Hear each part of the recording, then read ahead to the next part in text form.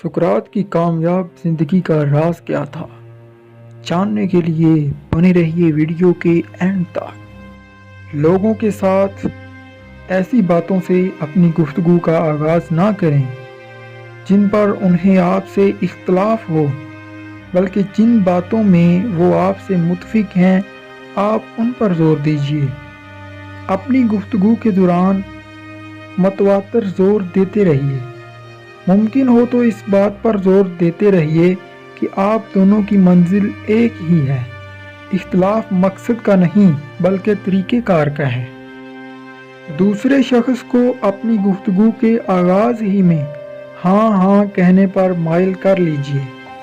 ممکن ہو تو اس کی بات پر نہیں کا لفظ آنے ہی نہ دیجیے۔ پروفیسر اوور اسٹریٹ اپنی مشہور کتاب انسانی طرز عمل میں کہتے ہیں، منفی جواب ایک ایسی شکل ہے جس پر قابو پانا نہایت دشوار ہے۔ کسی شخص کی زبان سے اگر ایک بار نہیں نکل جائے تو اس کی شخصیت کا تمام تر وقار تقاضا کرتا ہے کہ وہ اپنی بات پر اڑا رہے، بعد میں وہ خواہ یہی محسوس کرے کہ اس نے نہیں کہہ کر بڑی بھول کی ہے، لیکن آپ کے روبرو اسے اپنا بے بہا وقار خطرے میں نظر آتا ہے۔ ایک دفعہ جو بات منہ سے نکل گئی وہ اس پر لازماً قائم رہنے کی کوشش کرے گا۔ اس کے لیے یہ نہایت ضروری ہے کہ ہم جس شخص سے بات کریں اس سے شروع میں ہی نفی کے بجائے اس بات میں جواب لینے کی کوشش کریں۔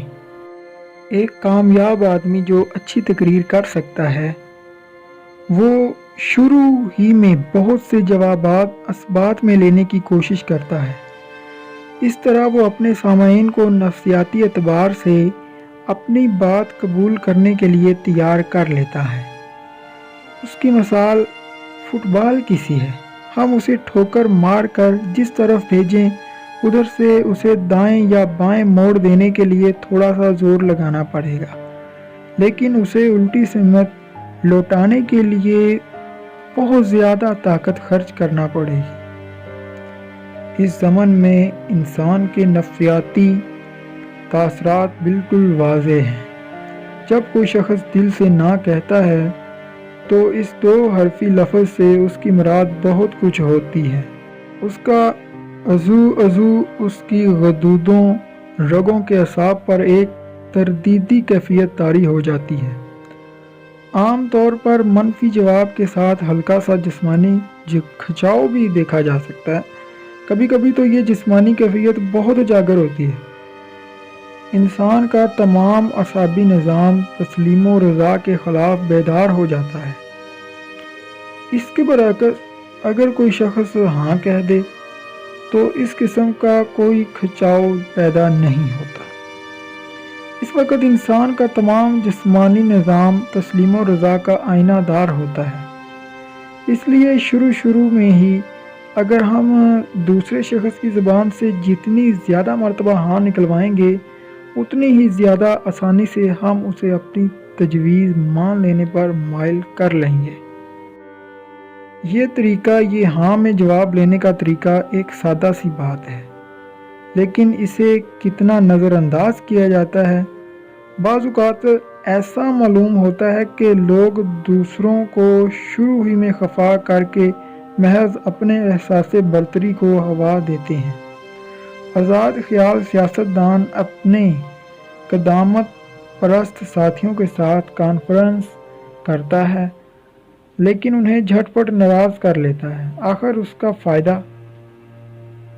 اگر وہ ایسی حرکت صرف اپنا جی خوش کرنے کے لیے کرتا ہے تو وہ قابل معافی ہے، لیکن اگر وہ کچھ حاصل کرنا بھی چاہتا ہے تو یہی کہا جا سکتا ہے کہ وہ نفسیاتی اعتبار سے بیوقوف ہے۔